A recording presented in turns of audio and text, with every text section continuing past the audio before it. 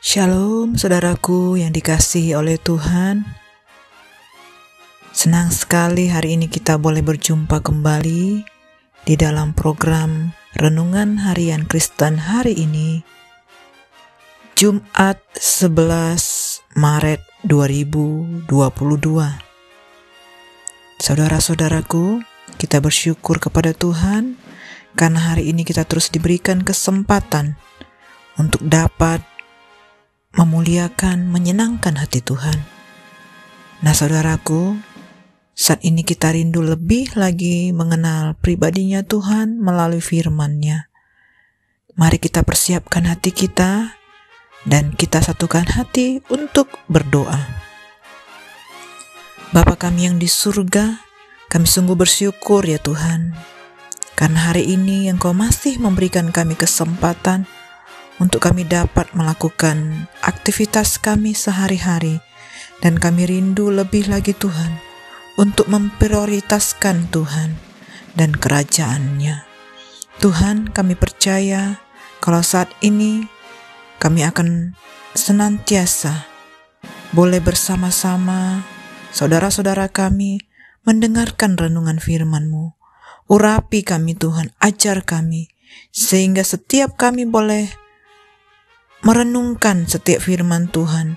Kami boleh sungguh-sungguh mencerna, kami boleh melakukan setiap firman yang kami sudah dengarkan.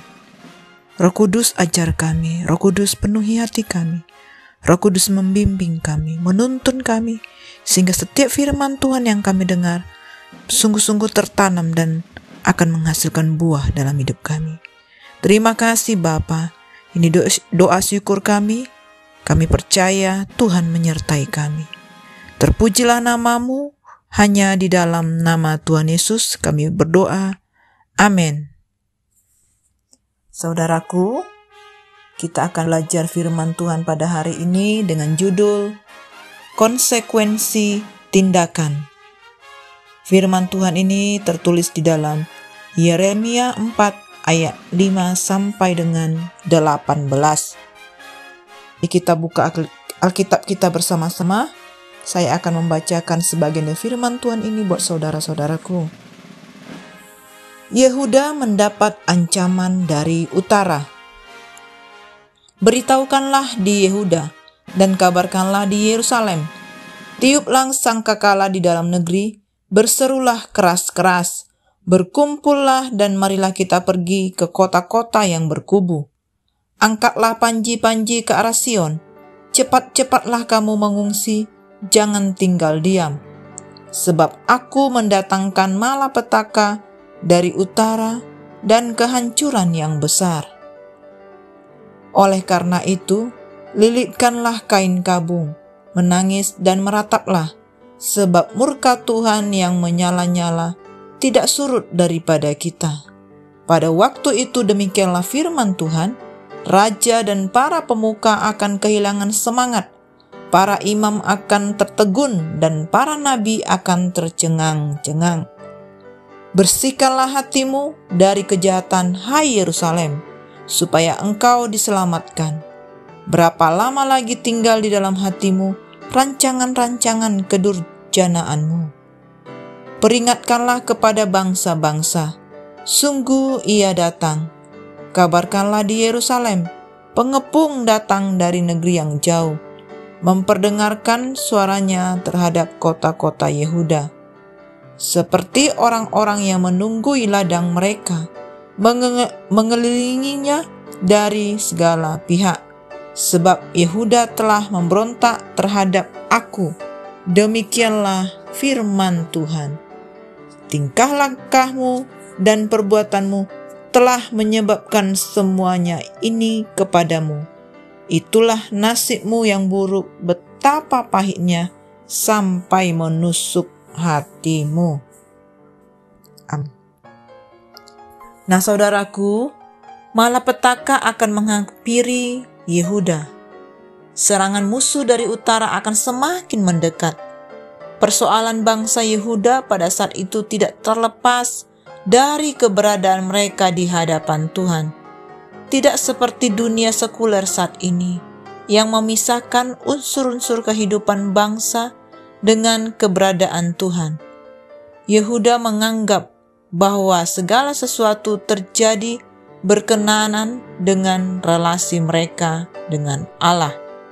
Dalam malapetaka yang semakin mendekat, kerajaan Yehuda diundang untuk mendekatkan diri kepada Allah. Kemungkinan itu semua terjadi karena pemberontakan dan ketidaksetiaan mereka. Seruan Allah melalui Yeremia membenarkan dugaan tersebut. Nubuatan Yeremia dimulai dengan ungkapan meniup sangkakala. Simbol itu sangat dipahami oleh bangsa Yehuda saat itu.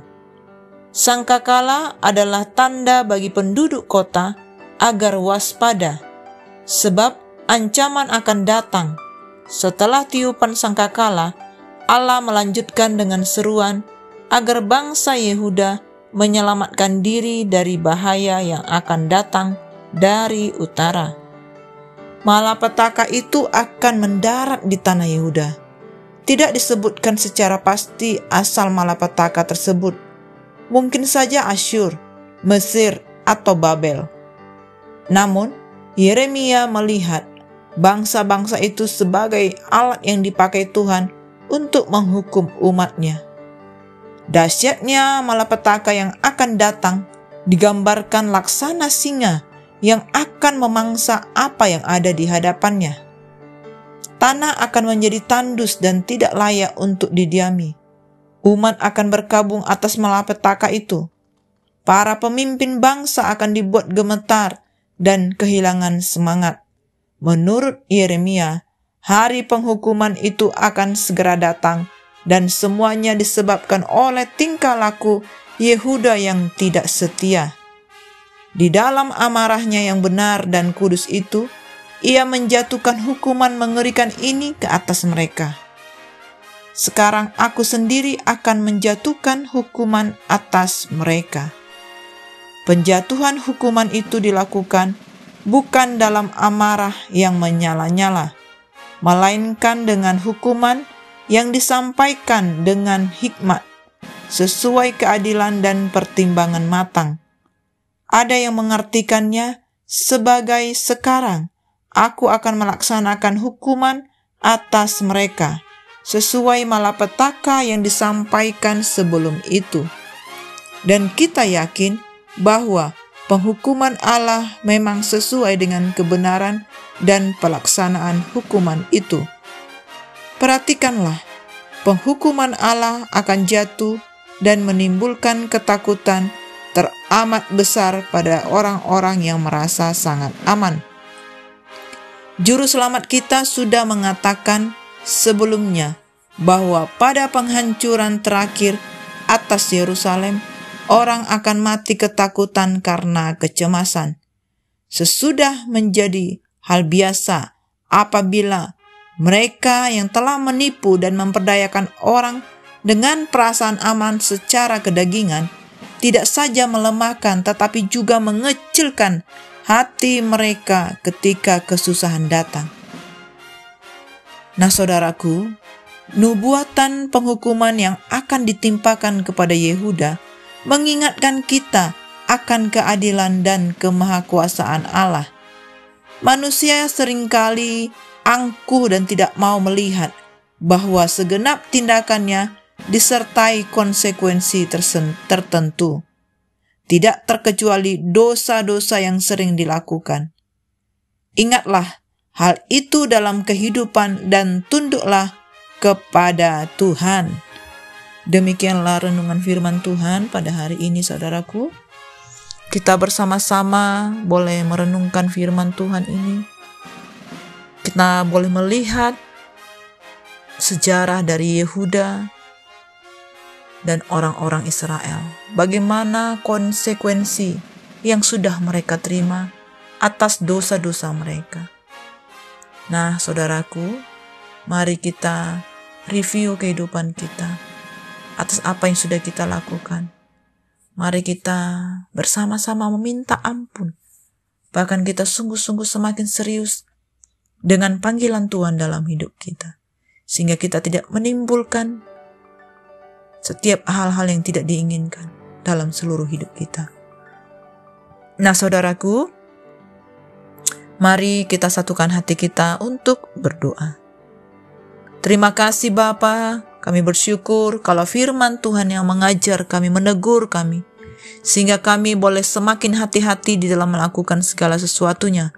Karena kami tahu kami boleh menerima konsekuensi atas perbuatan-perbuatan kami yang tidak berkenan di hadapan Tuhan.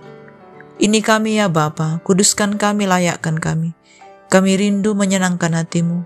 Kami rindu sungguh-sungguh lebih lagi Tuhan, untuk dapat mengaplikasikan firman Tuhan dalam kehidupan kami sehari-hari. Ini kami Bapa, kami bersyukur kepadamu. Penuhi kami, layakkan kami. Terpujilah nama-Mu ya Tuhan. Hanya dalam nama Tuhan Yesus kami berdoa. Haleluya. Amin. Semangat pagi dan semangat beraktivitas saudaraku. Tuhan Yesus memberkati.